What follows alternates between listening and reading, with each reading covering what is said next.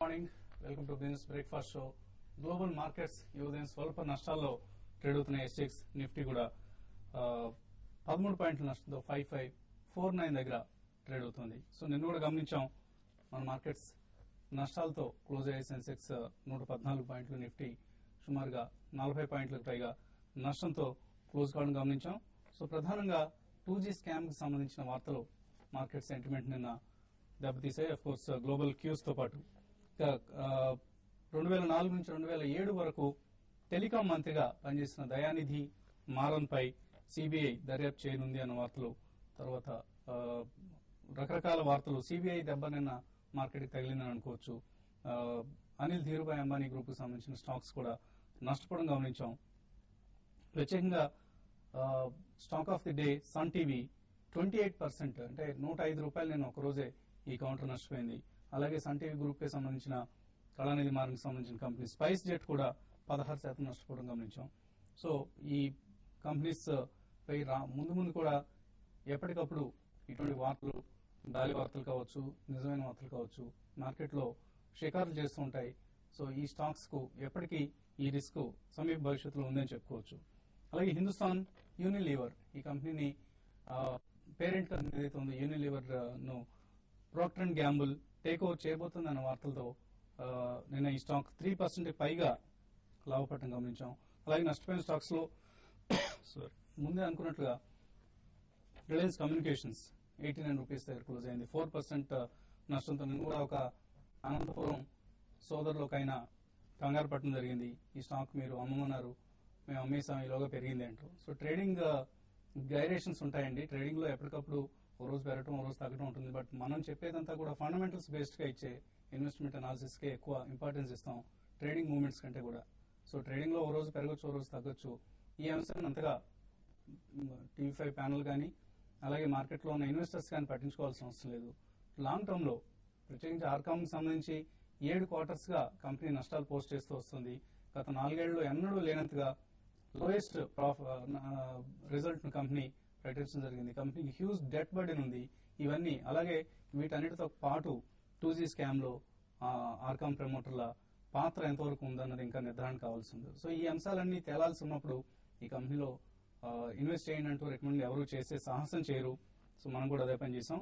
ఇక bank Nifty 1.7% నష్టపోయింది. So bank stocks అన్ని నష్టపోవడం గమనించాం. అలాగే జిఎంఆర్ ఇన్ఫ్రా 4% నష్టపోయింది. సో అఫ్ కోర్స్ గెయినర్స్ లో ప్రధానంగా ఎఫ్ఎంసీజీ డిఫెన్సివ్ బెట్స్ గా కాల్గేట్ కావచ్చు, ట్రెంట్ కావచ్చు, విఐపి ఇండస్ట్రీస్, ఇటువంటి థీమ్ బేస్డ్ స్టాక్స్ అన్ని కూడా నిన్న గెయినర్స్ గా నిలిచాయి. In fact VIP industries last 4-5 sessions లో 15% పెరిగింది.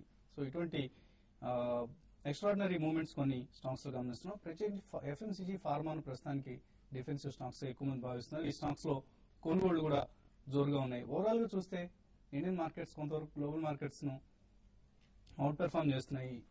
లాస్ట్ 1 వీక్ ట్రెండ్స్ గమనిస్తే లాస్ట్ 1 వీక్ లో 5 ట్రేడింగ్ సెషన్స్ లో డౌజోన్స్ -0.8% నష్టపోయింది.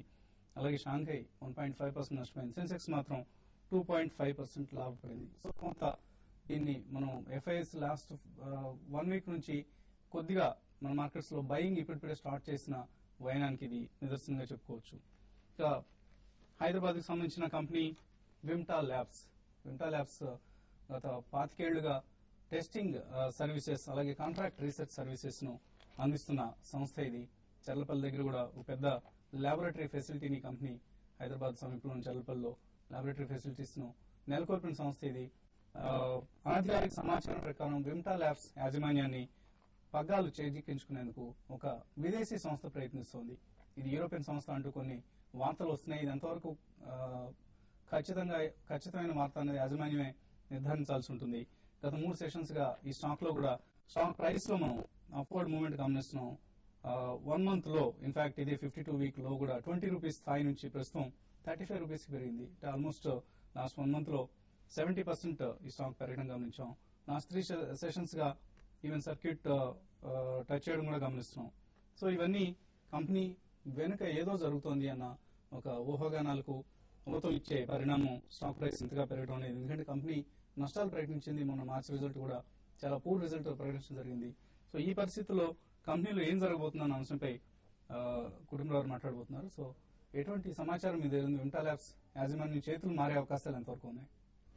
పాసిబిలిటీ అయితే రూల్ అవుట్ చేయలేమండి. ఎందుకంటే ద వే ఆఫర్స్ అనమాట. ఇప్పుడు మన దగ్గర శాంతా బయోటెక్ కనుక సనోఫీ ఎట్లయితే కనుక ఇది వరకు హ్యూజ్ ప్రీమియం ఇచ్చి టేక్ ఓవర్ చేసిందో, similarly lot of European companies ఇక్కడ మన ఇండియాలో క్లినికల్ ట్రయల్స్ కొత్తగా జెనరిక్స్ ఏదైనా లాంచ్ చేయాలన్నా, కొత్త మాలిక్యూల్స్ ఏదైనా లాంచ్ చేయాలన్నా క్లినికల్ ట్రయల్స్ చేయగలిగే one of the approved major companies only వింటా ల్యాబ్స్ అనమాట. అయితే గత కొద్ది క్వార్టర్స్ గా కంపెనీ నష్టాలు ప్రకటించడం మనం చూస్తున్నాం. వాల్యూమ్స్ కూడా సబ్డ్యూడ్ అయినాయి. In fact major institutional investors like state bank అవనండి, రిలయన్స్ క్యాపిటల్ అవనండి, వీళ్ళందరూ కూడా కాస్త డిసప్పాయింట్మెంట్ ఎక్స్ప్రెస్ చేయడం చూసాం వాళ్ళ సెల్లింగ్ ఫిగర్స్ తోటి కానీ వీటితోటి. అయితే గత 4-5 డేస్ నుంచి ద హ్యూజ్ వాల్యూమ్స్ ఏవైతే వచ్చినాయో, ఇన్ఫాక్ట్ 16.4 lakh షేర్స్ నిన్న ఒట్టి బీఎస్సీలోనే ట్రేడ్ అయినాయండి. కాబట్టి హ్యూజ్ ఈ వాల్యూమ్స్ చూస్తూ ఉంటే మాత్రం definitely something is happening. But management deny చేస్తుంది, కానీ యూజువల్ అది మేనేజ్మెంట్ డినై చేయటం. ఎందుకంటే మాకు మార్కెట్ రూమర్స్ తోటి సంబంధం లేదు, ఇటు డెవలప్మెంట్స్ పైన కమెంట్ చేయలేము అన్లెస్ కాంక్రీటైజ్ ఏదన్నా డెసిషన్స్ తీసుకుంటే తప్పితే అని చెప్తారు. But the volumes clearly indicate that something is happening in the company అనమాట. అది maybe it can be A take over only by major MNC అని చెప్పేసి అని అనుకుంటున్నా. ఎందుకంటే ప్రీమియమ్స్ కూడా ఇప్పుడు వన్ టైం ఒకసారి ఇలాంటి ల్యాబ్ పెట్టాలి అని అనుకుంటే కూడా రీప్లేస్మెంట్, ఇన్ని అక్రెడిషన్స్, ఇన్ని అప్రూవల్స్ ఇవన్నీ తీసుకొచ్చి పెట్టాలంటే కూడా వింటా ఇంట్రిన్సికల్లీ కరెంట్ ప్రైస్ లో కూడా is worth around 85 rupees to 75 rupees అనమాట. బట్ కంపెనీ పెర్ఫామ్ చేయలేకపోతుంది, బిజినెస్ కాస్త ట్వీకింగ్ చేయాల్సి వస్తుంది. కాబట్టి ఈ మేజర్ కంపెనీ అయితే కనుక ఇంకా ఫండ్స్ ఇన్ఫ్యూజ్ చేసేసి పెంచగలరని చెప్పేసి అని అనుకుంటున్నాం. ఇప్పుడు వస్తున్న రూమర్స్ లో కూడా price is being quoted around 65 to 75 మధ్యలో అనమాట. అంటే స్టిల్ ఇంకా అనదర్ 75 to 80% ఎప్రిసియేషన్ పాసిబిలిటీ ఉంది. అండ్ సర్ప్రైజింగ్ ఏంటంటే మీరు చెప్పినట్టు నష్టాలు చూపించిన తర్వాత ఆ నెక్స్ట్ డే నాడు 20% సర్కిట్ టచ్ అవటం, మళ్ళీ ఇమీడియట్ నెక్స్ట్ డే 20%. ఇప్పుడు దాదాపు ఓన్లీ 3 ట్రేడింగ్ సెషన్స్ లో stock has jump by nearly 60% అనమాట. కాబట్టి డెఫినెట్లీ నేను అనుకోవటం మాత్రం మేనేజ్మెంట్ స్ట్రక్చర్ గమనించినప్పుడు లాస్ట్ 25 years గా ఒకటే టీం కనిపిస్తుంది. శివలింగ్ ప్రసాద్ కావచ్చు, అసిడ్ శివలింగ్ ప్రసాద్ కావచ్చు, వివి ప్రసాద్ కావచ్చు, అంతా ఓల్డ్ సీనియర్ టీమే ఎక్కువ కనిపిస్తుంది. ఒక హరిత వాసిరెడ్డి మాత్రమే కొద్దిగా యంగ్ జనరేషన్ సంబంధించిన మహిళగా కనిపిస్తుంది. సో ఈ పరిస్థితిలో కొంత ఫెటిగ్ కనిపిస్తుంది మేనేజ్మెంట్ లో. లాస్ట్ ఫ్యూ క్వార్టర్స్ గా కూడా కంపెనీని టర్న్ అరౌండ్ చేయడంలో కూడా యాజమాన్యం ఫెయిల్ అవుతూ వస్తుంది. సో ఈ పరిస్థితిలో యాజమాన్యం చేతులు మారటానికి అవకాశాలు అయితే మనం తోసిపుచ్చలేనివి. సో యూరోపియన్ సంస్థ ఒకటి షేర్ హోల్డర్స్ కు 70 రూపీస్ దగ్గర ఓపెన్ ఆఫర్ చేసే అవకాశం ఉందంటున్నారు. ఇది ఎంతవరకు వాస్తవం? అంటే ఇప్పుడు ఒక్కటండి, డీపీలో కూడా చెక్ చేసుకోవాలన్నమాట. ఎందుకంటే ఈ 3-4 days లో ఇంత హ్యూజ్ వాల్యూమ్స్ అయిన తర్వాత ఎవరన్నా దాదాపు 6% or 5% స్టాక్ అక్యూములేట్ చేయగలిగారా? ఎందుకంటే ఓపెన్ ఆఫర్ చేయాలి అని అంటే కూడా 14.5% థ్రెషోల్డ్ లిమిట్ క్రాస్ అయిన తర్వాతే చేస్తారనమాట. అదర్వైజ్ బ్లాంకెట్ ఓపెన్ ఆఫర్ చేయడం అనేది under present guidelines possible కాదనమాట. Unless you have acquired some core capital from either promoters కానీ ఆర్ స్ట్రాటజిక్ ఇన్వెస్టర్స్ కానీ ఏదైనా. నేను అనుకుంటూ ఇన్స్టిట్యూషన్ ఇన్వెస్టర్స్ ఎవరు కూడా వాళ్ళ దగ్గర ఉన్న కంప్లీట్ హోల్డింగ్స్ ఈ కొత్తగా టేక్ ఓవర్ ఆర్టిస్ట్ కానీ ఎవరికి ఇవ్వట్లేదని చెప్పేసి అనుకుంటున్నాను. కాబట్టి ఇఫ్ ఎట్ ఆల్ మేనేజ్మెంట్ ఇద్దామని అనుకుంటే కూడా ఇన్సైడర్ ట్రేడింగ్ రెగ్యులేషన్స్ ప్రకారం మనకు తెలుసు they have to keep it extremely secretive అనమాట. ఎందుకంటే ఏమాత్రం ఇన్ఫర్మేషన్ లీక్ అయ్యి లేదు మేనేజ్మెంట్ కి క్లోజ్ గా ఉన్న సోర్సెస్ కానీ ఇంకా తెలిసిన ఇన్స్టిట్యూషనల్ ఇన్వెస్టర్స్ ఎవరైనా private institutional investors like Reliance capital కానీ ఇలా ఎవరైనా స్టాక్ ఈ కపుల్ ఆఫ్ డేస్ లో అక్యూములేట్ చేసి ఆర్ ఇండివిజువల్ ఇన్వెస్టర్స్ కూడా డిఫరెంట్ అకౌంట్స్ లో అక్యూములేట్ చేసి వన్స్ ఓపెన్ ఆఫర్ ప్రకటించడమే ప్రాఫిట్ బుక్ చేసుకునే పాసిబిలిటీ ఉంటుంది. కాబట్టి అలాంటి ప్రయత్నాలు ఏమైనా జరుగుతున్నాయా లేదా అనేది కూడా నేను అనుకోవటం వాల్యూమ్స్ కేర్ఫుల్ గా అబ్జర్వ్ చేసి ఇప్పుడు share holding pattern already March 31st వచ్చేసింది. Next share holding pattern